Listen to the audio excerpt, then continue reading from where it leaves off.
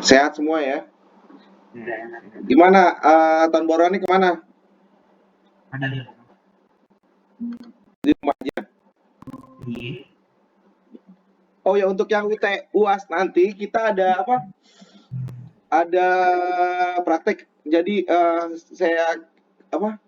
Saya instruksikan dari sekarang aja ya filenya ya. Dari sekarang kerjain. Nanti jadi pas lagi UASnya itu tinggal upload aja di apa di LMS. Sama kayak kemarin aplikasinya dijalanin di localhost. Nanti kalian kerjakan sesuai instruksi. Terus capture gambar-gambar yang kalian kerjakan itu di Word, kemudian di save sebagai PDF, lalu upload ke apa LMS ya. si Pak. Dalvino sehat Dalvino. Gimana yang kemarin udah baikan yang sakit kemarin? Udah, Pak. Alhamdulillah ya. Itu gimana bisa lagi apa lagi meleng atau gimana? Mobil depan rem mendadak, Pak. Oh, kamu naik motor naik mobil? Motor ya? Naik motor. Oh, siap siap sendiri. Kamu lagi sendiri? Boncengan, Pak. Oh, oke. Dua motor kok yang kena ituan tabrak. Oke deh, kita mulai aja ya. Selamat malam teman-teman. Kita sekarang memasuki pertemuan ke-14 ya. Sebelum 2 minggu lagi kita ada UAS. Nah, UASnya itu bentuknya praktek. Jadi kita apa ngerjain ini apa tuh? Bentar. Ada aplikasi apa? Aplikasi yang kemarin atau bisa juga aplikasi baru dengan absensi, nanti kalian disuruh sesuai instruksi. Misalnya buat gambarkan dari aplikasi ini apa gambar activity diagramnya seperti apa, kemudian use case-nya seperti apa, kayak gitu. Apa soalnya ya.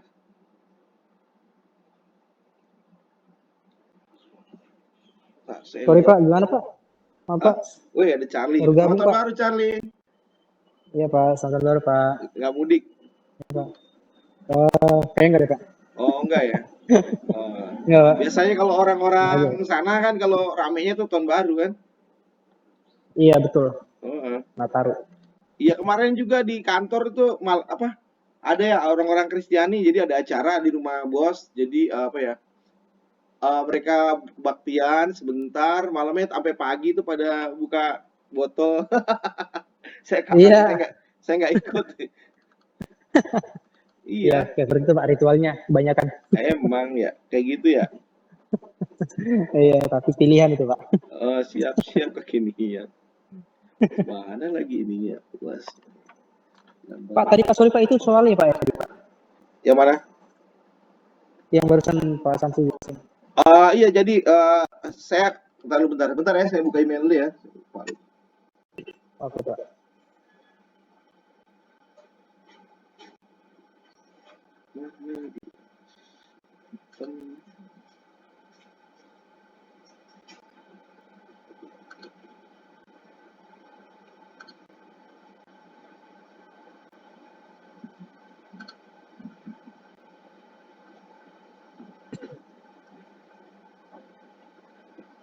Jadi gini Mas Charlie dan teman-teman sekalian, jadi UASnya kita praktek, tapi dari sekarang saya kasih nih filenya buat kalian apa jalankan di localhost, nanti kerjakan di biasa pakai Dawio ya, digambarin itu maunya seperti apa, terus nanti pas mau dikumpulin di copy ke Word untuk kemudian di save sebagai PDF, baru dikirim ke LMS gitu. Jadi ngerjainnya dari sekarang aja, nggak apa-apa. Jadi hari H-nya kalian tinggal ngumpulin aja. Di mana tuh? Oh, boleh Pak, setuju Pak. Ya, tapi yang ini ya, aplikasi yang apa namanya? Untuk apa namanya yang pernah kita buat ya sebelumnya. Kan di awal kan pernah kita di infoin tuh. Kan aplikasi itu yang kita bakal buat gitu kan. Nanti maksudnya dibuatnya gimana Pak? Maksudnya Pak? Bentar. Dibuat Bentar ya. Saya capture dulu.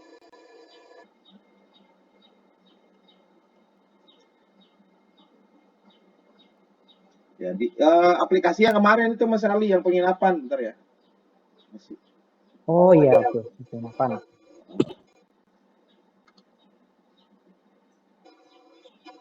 Kalau di ini bisa nggak ya? Apa? Oh, dia nggak bisa ngasih gambar ya. Di grup aja kali ya? Oh, di share aja, di share, di Boleh, share. Pak? Bentar, di share aja. Di share. Jadi mulai dari sekarang nanti saya iniin. Presenting dulu.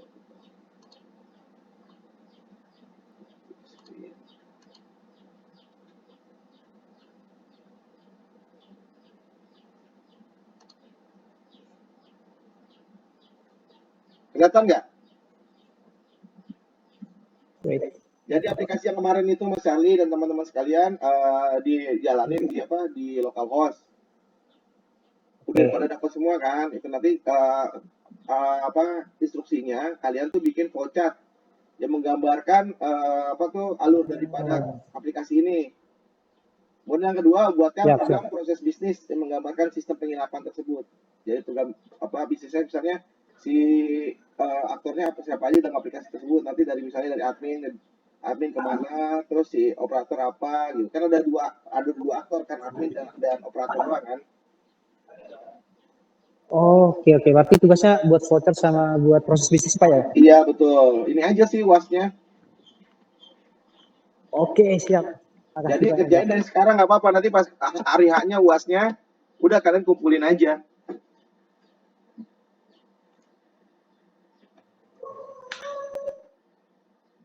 Yang lain ada pertanyaan nggak mengenai apa uas nanti? Jadi uasnya itu project. Mas Samuel, ada pertanyaan? Baru muncul nih. Samuel Clifton nih. Iya, belum ada Pak, masih aman. Aman ya. Yang lain nggak, belum ada lagi yang masuk. Oke, kita lanjut ke materi aja deh. Sharing.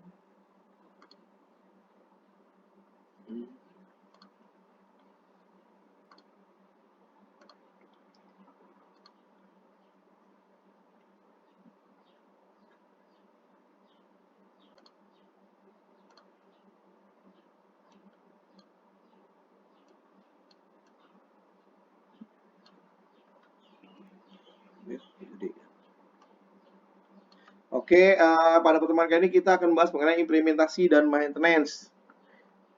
Implementasi adalah sebuah atau kumpulan berupa aktivitas di mana terdapat rancangan atas desain perangkat lunak yang telah dibuat atau dirancang atau direncanakan pada tahap sebelumnya gitu kan ya.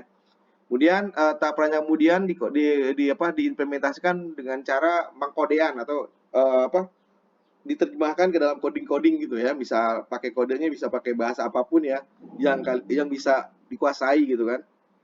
Atau sesuai dengan rekomendasi daripada si usernya mau buat programnya program apa gitu kan. Kalau misalnya web based ya pakai .NET atau pakai PHP bisa kan.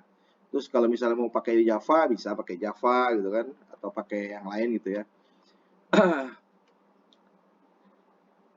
Kemudian programmer kemudian membuat suatu program dengan panduan dokumentasi rancangan perangkat lunak. Jadi si programmer itu nggak asal-asalan dia buat ujuk-ujuk buat aplikasi ya, tapi dia adalah berdasarkan apa yang diinginkan atau di-requirement-kan, kebutuhan-kebutuhan yang user inginkan gitu. Jadi sudah ada garis besarnya, jadi nggak boleh melenceng dari apa yang sudah digariskan. Misalnya usernya emang maunya buat aplikasi mengenai aplikasi seperti LMS atau aplikasi pembayaran atau aplikasi library gitu kan, harus diikutin. Jadi nggak bisa keluar daripada keinginan atau requirement tersebut.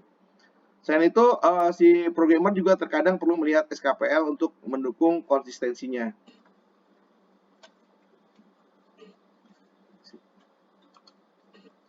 Kemudian terdapat standar program yang baik. Jadi ketika kita membuat suatu program itu kita memiliki standarisasi ya. Ini bahwa standar pemrograman dibutuhkan untuk menghasilkan atau menciptakan suatu program dengan portabilitas yang tinggi. Portabilitas maksudnya dapat diimplementasikan di berbagai ini ya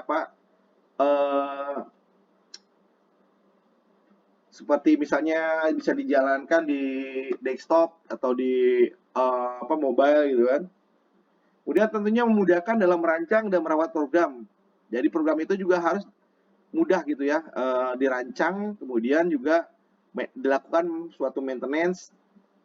Karena program itu pada harafiahnya atau pada dasarnya bahwa kita membuat program itu adalah untuk memudahkan, bukan untuk menambah kesulitan gitu kan. Tapi terkadang implementasi banyak orang beranggapan bahwa dengan adanya aplikasi malah lebih sulit gitu kan.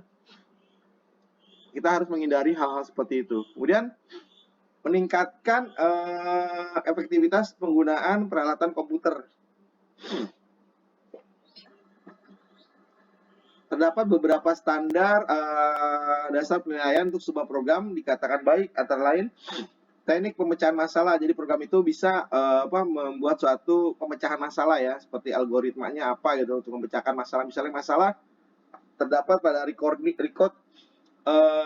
barang-barang inventory. Selama ini mereka atau kita itu masih melakukan secara manual. Nah, di situ terdapat kelemahan gitu bahwa pencatatan dengan manual misalnya dengan buku atau catatan itu akan rusak gitu kan, atau bisa hilang atau tercecer kemana-mana. Terus kemudian misalnya di suatu tempat atau suatu organisasi kita butuh ruangan untuk meeting gitu ya. Nah, karena banyaknya karyawan, banyaknya departemen, seringkali terdapat bersinggungan gitu waktunya ya, berbarengan gitu. Jadi akan menimbulkan tidak nyamanan. Untuk itu dibuatkan suatu aplikasi untuk antrian pemesanan ruang meeting ya, atau room meeting, booking room meeting gitu ya, QUI gitu ya. Kemudian bisa pakai algoritma QUI gitu ya, algoritma antrian. Kemudian mulai disusunlah suatu program yang sesuai gitu kan. Lalu dibuat juga program untuk maintenance-nya. Kemudian ada di situ ada standar daripada prosedurnya. Kemudian standar teknik pemecahan masalah, ada dua pendekatan yang umum digunakan, yakni teknik top down dan teknik bottom up. Teknik top down merupakan teknik pemecahan masalah yang dimana suatu masalah yang kompleks lalu di split menjadi beberapa struktur hingga unit yang paling kecil. Setelah itu kemudian disusun langkah-langkah untuk menyelesaikan masalah secara rinci. Teknik semacam ini digunakan pada metode pemrograman terstruktur. Lalu teknik bottom up merupakan teknik pemecahan masalah yang berbalikan dengan teknik top down atau pelawan arahnya ya, di mana penyelesaian masalah dimulai dari hal-hal yang bersifat khusus. Jadi dia lebih spesifik dulu, kemudian dilebarkan gitu. Teknik semacam ini digunakan pada metode pemrograman berorientasi objek ya, OOP ya. Nah, di sini terdapat standarisasi daripada penyusunan program dengan berpegang kepada faktor yang menjadi standar dalam penyusunan program. Di antaranya adalah kebenaran logika dan penulisannya, lalu waktu minimum untuk penulisan program, dan kecepatan maksimum eksekusi program. Jadi kita menggunakan logika pada codingnya, kita harus benar-benar penerapannya if then else atau if else, ya kan? Kemudian misalnya itu kan berakibat kepada perhitungan atau logik daripada suatu program. Lalu juga waktu minimum untuk penulisan program. Jadi kita memulai coding itu waktu dibutuhkan tidak terlalu lama gitu kan, karena keterbatasan waktu dan juga sehubungan dengan timeline. Dan juga ketika program tersebut dieksekusi, kita mendapati bahwa program itu dapat diakses dengan lebih cepat gitu kan, secara maksimum. Kemudian ekspresi penggunaan memori, lalu kemudahan merawat dan mengembangkan program, dan program itu juga harus user friendly atau mudah digunakan. Jadi setiap orang bisa digunakan, mengerti gitu, portabilitas dan modular.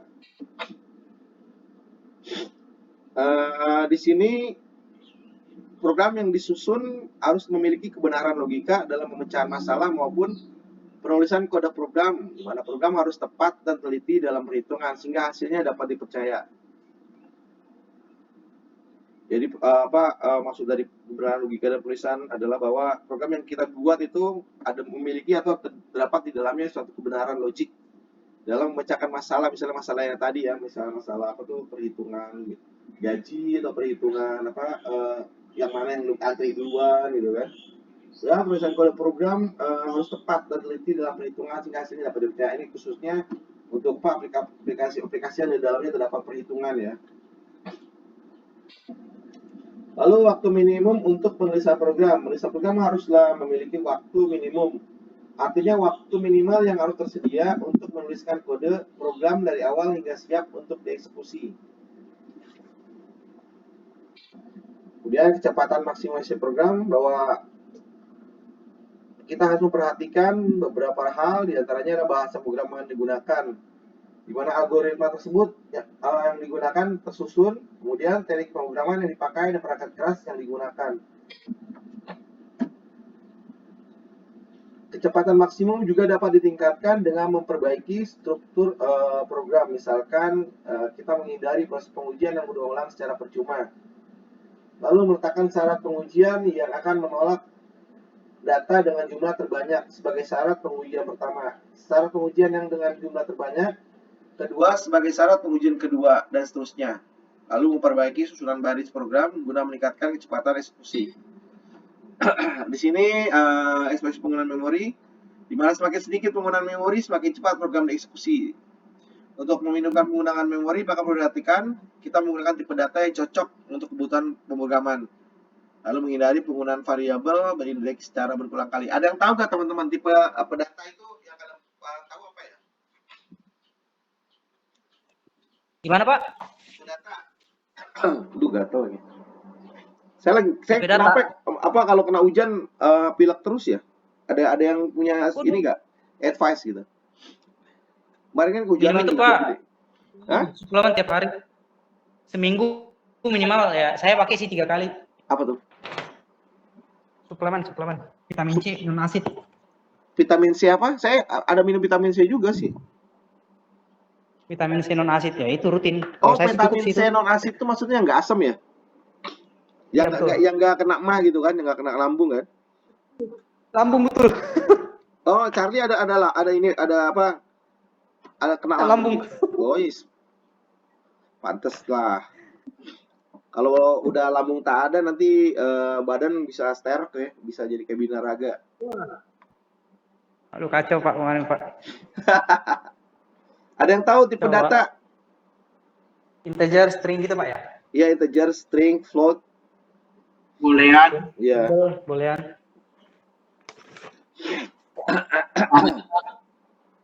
Apa Nathan? Karakter date. Ya.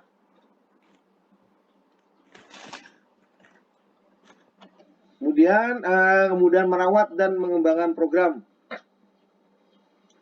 Program yang memiliki struktur yang baik, kemudian struktur data jelas dan dokumentasi yang lengkap dan mudah dipahami akan mudah untuk dirawat dan dikembangkan. Jadi ini adalah syarat daripada program dapat dirawat dan dikembangkan. Ayo, mau bersihin lagi. User friendly maksudnya apa, teman-teman?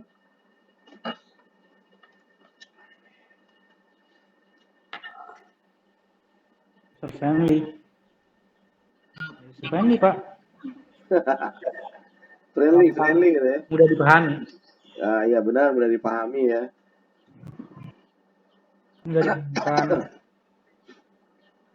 Mudah dipahami, jadi user nggak ribet, jadi kayak familiar nih, gampang gitu kan, nggak jelimet.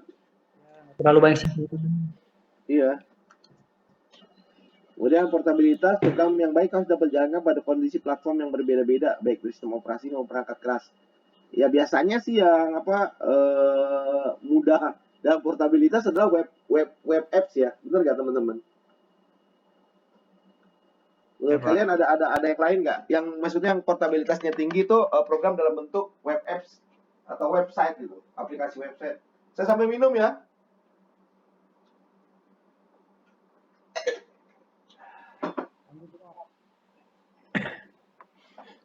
Benar nggak? Menurut kalian, kalau saya berpendapat bahwa program yang lebih more portable gitu ya, ada program dalam bentuk web apps dibanding program kayak mobile, Android atau apa gitu. Bener nggak? Setuju, Pak. Setuju, Pak. Setuju ya. Kalau Android kan, misalnya Android ya harus di Android gitu kan. Kalau program Iya, web betul. bisa juga ngejalanin game-game ataupun apapun gitu. Dan bisa jalan juga di beberapa platform, mau OS-nya apa gitu kan.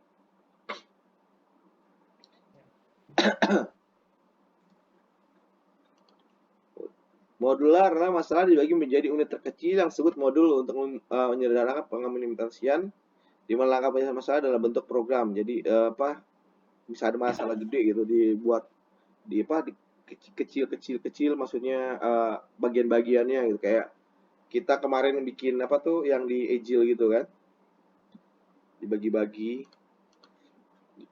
Mulai kriteria modul yang baik, kohesif. Maksudnya modul dikatakan kohesif jika fungsionalitasnya terdefinisi dan terfokus dengan baik.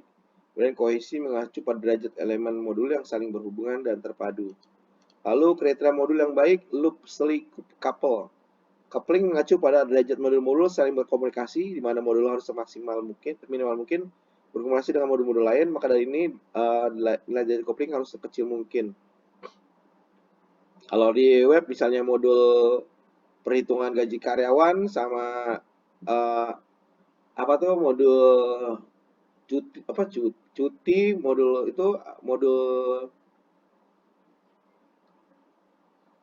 kalau misalnya ada lembur gitu kan, itu masih harus saling berkaitan gitu kan. Enkapsulasi maksudnya modul harus memenuhi persyaratan information hiding, atribut dari modul seharusnya tidak secara langsung tersedia untuk modul-modul yang lain. Lalu kita modul yang baik, reusability. Implikasi dari reusability adalah fungsionalitas modul harus segeneral dan seluas mungkin sehingga dapat digunakan oleh modul lain dan dapat mengurangi waktu dan biaya yang digunakan.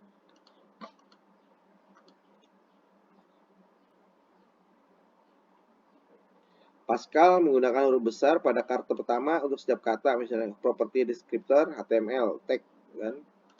Kemudian Camel menggunakan huruf besar pada karakter pertama untuk setiap kata kecuali kata pertama. Java Code Case. Kelas dan interface. Penulisan nama kelas dan interface mengacu pada bahasa Pascal, di mana huruf pertama untuk setiap kata adalah huruf besar dan tidak boleh terdapat spasi, jadi nyambung gitu ya. Contoh segi 4, misalnya kelas manusia, kelas mobil atau apa ya. Metode. Penulisan metode mengacu pada sintaks Camel, di mana huruf pertama pada setiap kata adalah huruf kecil dan huruf pertama untuk kata setelahnya adalah huruf besar. Nama metode sebaiknya mencerminkan operasi yang dijalankan oleh metode tersebut agar tidak membingungkan dalam implementasinya. Variabel. Untuk variabel penamannya mirip dengan penamaan metode seperti getMin, getMax, setMin, setMax. Konstanta. Nama konstanta di Java sebaiknya menggunakan huruf besar. Jika dalam namanya menggunakan berapa kata, sebaiknya menggunakan tanda underscore ya, sebab misalnya contoh pertama maksimum input berapa gitu kan, nggak boleh lebih dari itu. Kemudian fokus mengenai fase implementasi dan pemeliharaan dari SDLC. Aktivitas implementasi sebelum sistem diserahkan kepada user. Lalu implementasi memerlukan dan menghabiskan waktu dan resource yang lebih banyak dibandingkan fase-fase SDLC yang lain. Aktivitas pemeliharaan terjadi setelah sistem dijalankan dan bisa berlanjut selama beberapa tahun. Jadi dilakukan maintenance maupun upgrade dari versi berapa gitu. Biasanya kita harus dibiasakan ketika kita membuat suatu aplikasi, misalnya aplikasi pertama tuh, nanti misalnya kita ada upgrade tuh, kita catat juga versinya berapa gitu kan. Misalnya sampai versi yang terakhir berapa, jadi kita tahu tuh perkembangan aplikasi yang kita buat itu sudah sejauh mana perkembangannya gitu dari awal kita membuat. Kalian kan pernah lihat kan kalau misalnya aplikasi minta update gitu kan, itu biasanya versinya kan beda-beda kan. Betul, Pak. Kemudian mendeskripsikan aktivitas yang dilakukan pada fase implementasi dan pemeliharaan. Memilih pendekatan sesuai untuk pengembangan program, mendeskripsikan training, pelatihan, dan dukungan kebutuhan terhadap pengguna terhadap sistem baru dan mengoperasikan sistem. Aktivitas fase implementasi dan pemeliharaan sistem. Sini ada project planning, analisis, desain, implementasi, dan support aktivitas. Ini adalah di sini ada maintenance-nya di dalam sini ya, support user. Lalu pengembangan aplikasi banyak menghabiskan waktu, di mana sepertiga daripada penggunaan tenaga kerja yang terlibat, lalu sepertiga sampai setengah dari keseluruhan waktu pelaksanaan proyek.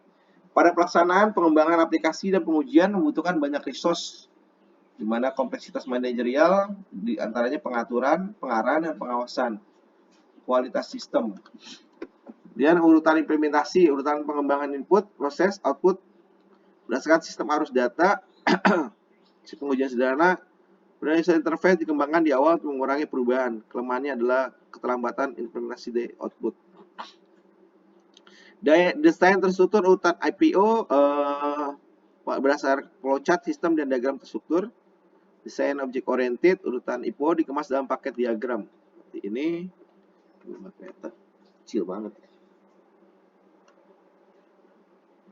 Nah, di sini teman-teman bisa lihat di sini adalah apa aplikasi HR ya, payroll program. Di situ ada modul-modul, ada di sini yang apa logiknya nih, calculate amounts, outputnya berapa. Di sini ada dia memulai apa tuh absensi ya. Nah, di sini ada berdasarkan asumsi ini, maka dia akan menghitung berapa yang harus didapat gitu ya. Kemudian outputnya berapa, kemudian untuk dia diupdate kepada general ledger atau kalau bahasa akuntansinya apa nih? General, kalian SI dapat juga gak akuntansi? Dapat deh kalau nggak salah, bener kan?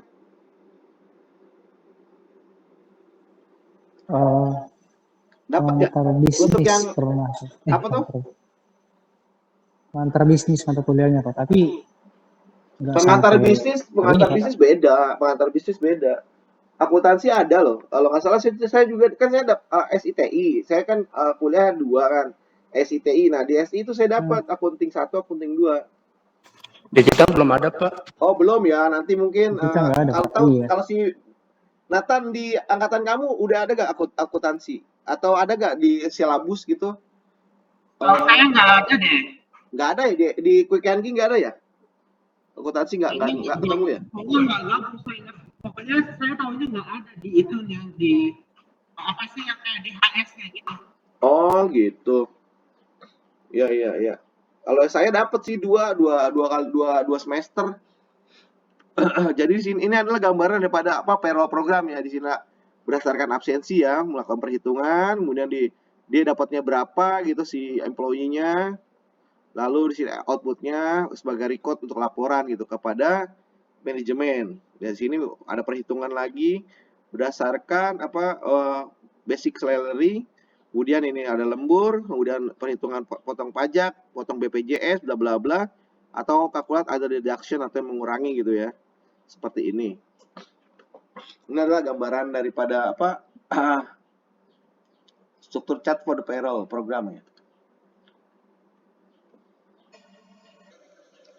Nah, di sini ada file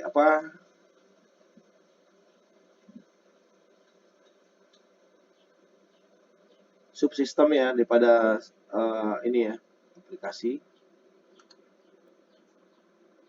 Adapun konstruksi dan cara pengujian ada diantaranya urutan pengembangan, urutan pengujian, data digunakan untuk menguji modul-modul, kelompok modul, metode kelas, program, dan subsistem.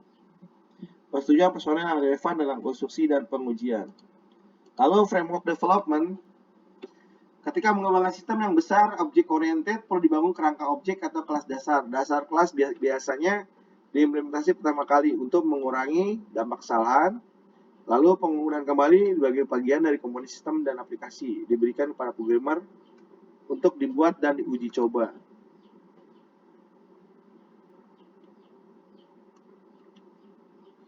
Kemudian sisi manajemen, organisasi dari tim programmer. Kemudian penugasan tim khusus atau anggota khusus, perlu ada komunikasi dan koordinasi antar anggota tim. Di sini ada perbandingan tim pengembangan, tim tipe, cooperating, chief developer, dan collaboration specialist. Di sini ada karakternya seperti ini untuk cooperating peers, untuk chief developer apa, kemudian tugas-tugasnya apa, tipe projectnya apa gitu kan. Di sini adalah versi, biasanya pertama-tama tuh alpha ya, alpha untuk versi pembangunan aplikasi ya, alpha, beta, sampai rilis. Kemudian setelah rilis pasti ada maintenance, release, bugs gitu kan. Nah, sini adalah waktu timeline, test dan production version for MMO system. Nah, kayak gini ya, ada apa? Versi-versinya. Nah, ini contohnya juga. Adapun proses yang dilakukan untuk memastikan bahwa sistem informasi dibuat memenuhi kualitas standar minimum, lalu dilakukan oleh pengguna, staf implementasi, dan pihak manajemen. Lalu mengidentifikasikan gap atau ketidaksesuaian pada sistem requirement atau kekurangan daripada si requirement tersebut. QA Quality Assurance terintegrasi dengan fase SDLC pada proyek biaya untuk perbaikan kesalahan yang muncul. Lalu testing atau pengujian, proses menguji coba suatu produk untuk melihat apakah ada kesalahan terjadi. Lalu level testing berhubungan dengan fase SDLC, di mana aktivitas testing berjalan seiring fase SDLC. Nah, di sini adalah model umum pengujian software. Pertama, kita melakukan analisis desain, melakukan konstruksi, lalu dilakukan uji coba atau pelatihan, lalu dilihat hasilnya seperti apa pada uji coba tersebut. Jika failure, dia akan kembali lagi untuk dianalisa dan desain ulang. Jika sukses, maka ini akan dirilis atau disesuaikan versinya. Nah, ini adalah hubungan antara fase SDLC dengan berbagai tipe pengujian.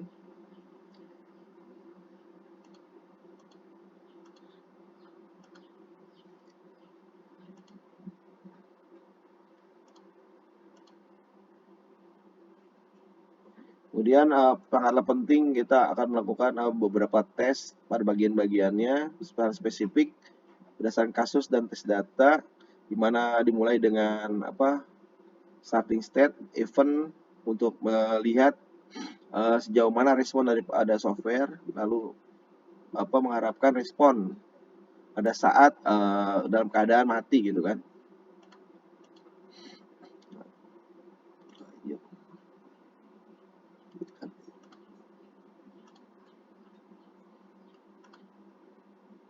Ini adalah beberapa langkah-langkah testing. Kemudian konversi data yang dibutuhkan pada saat sistem mulai digunakan, di mana file-file atau database dari sistem yang akan diganti, lalu manual record, file-file atau database dari sistem lain, penggunaan kembali database yang ada atau merecall ya, mereload kembali si database, lalu membuat database baru jika dibutuhkan. Adapun dua pendekatan mereload isi konten database, setelah modifikasi struktur database, di sini adalah copy data konten dari database yang lama ke dalam database yang baru. Ini database yang lama, lakukan copy dan convert data sesuai ininya, kemudian dibuat create database-nya menjadi database baru, lalu di copy gitu kan. Kemudian unload, modify, dan reload existing database. Adalah proses ETL ya, extract yang masuk ke data warehouse, mata kuliah data warehouse. Contoh suatu konversi data yang kompleks, nah seperti ini nih.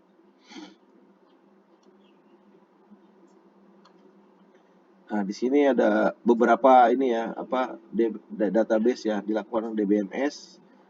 DBMS yang kalian ketahui apa DBMS ya? Contohnya DBMS.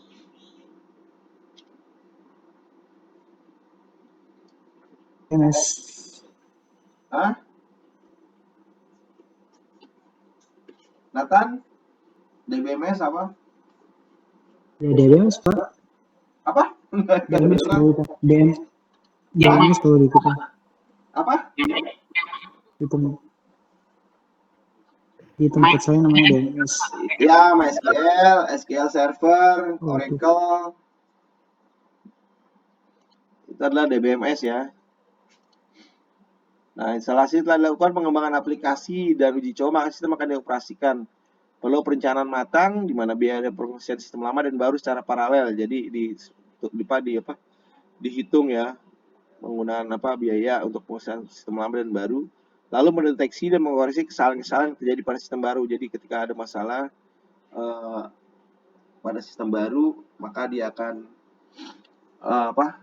menjalankan fungsinya untuk perbaikan atau ada alert gitu. Memberi pelatihan kepada personil pengguna dan customer. Lalu sistem baru diinstalasi dan segera dioperasikan atau digunakan. Sistem yang off-lab akan dinonaktifkan. Kelebihan lebih sederhana dan sedikit. Di sini ada instalasi paralel bersamaan. Sistem lama dan baru diusahakan pada periode bersamaan. Jadi bareng-bareng sistem lama dan baru. Lalu pada tahap instalasi, sistem baru diinstalasi secara bertahap. Sebelum akhirnya sistem yang lama di-replace gitu kan, atau di-swap. Ini gambarannya. Mengenai personel atau pegawai, instalasi sistem baru menggunakan personel yang tepat, di mana tuntutan jadwal, cepat belajar dan adaptasi setelah dapat bekerja di bawah tekanan, stres. Perlu perencanaan untuk mengantisipasi risiko ini dan memikirkan solusinya. Lalu mendeskripsikan bagaimana cara berinteraksi dan memelihara sistem. Digunakan oleh end user dan operator sistem berisi topik bagaimana cara startup atau shutdown atau nyalakan atau mematikan. Lalu penggunaan key, mouse, atau fungsi perintah atau shortcut ya. Fungsi program untuk prosedur bisnis tertentu, lalu pesan umum dan cara koreksinya. Pengguna tanpa training, rata-rata kesalahan user dalam penggunaan sistem tinggi. Jadi jika kita mau mengimplementasikan aplikasi, sebaiknya didahului dengan training pada user ya, untuk menghindari kesalahan input atau kesalahan apapun itu. Di mana training itu tergantung pada faktor, di mana frekuensi dan durasi penggunaan sistem. Lalu kebutuhan untuk memahami konteks bisnis dari sistem. Jadi kita ketika buat sistem itu kita harus tahu dulu konteks bisnisnya. Aplikasi itu buat apa gitu kan. Kemudian kemampuan dan keterampilan komputer yang ada, lalu dipastikan juga jumlah user. Jadi kita juga harus memapping gitu kan. User yang mau melakukan aplikasi ini, menjalankan aplikasi ini sampai mana gitu keterampilan dalam memahami penggunaan komputer gitu ya. Terus juga harus kita pahami berapa user yang menggunakannya gitu kan.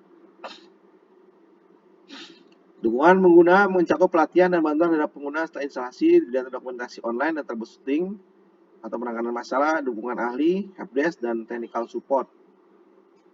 Kemudian modifikasi perangkat lunak setelah pengiriman untuk memperbaiki kesalahan. Di antaranya menelusuri permintaan, modifikasi, dan perubahan, mengimplementasi perubahan, memonitor kinerja sistem, mengupgrade hardware dan software, memperbaiki dokumentasi. Lalu di sini ada aktivitas maintenance, korektif atau memperbaiki maintenance, adaptif atas maintenance, lalu perspektif dan preventif atau pencegahan. Di sini ada maintenance aktivitas ya.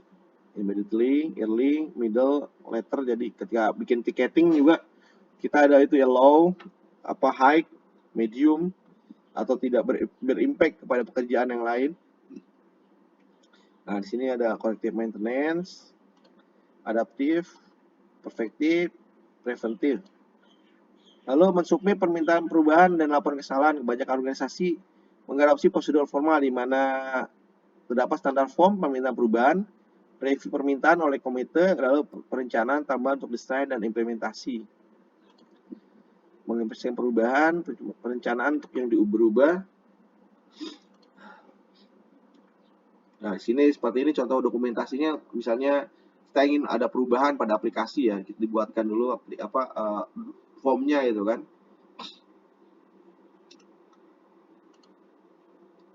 Dia mengupdate infrastruktur komputer, membutuhkan update periodik. Pertama biasanya melihara perangkat lunak, softwarenya gitu ya, update versi perangkat lunak.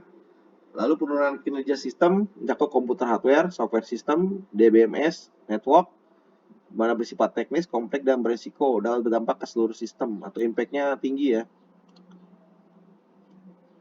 Apa nih? Oh enggak.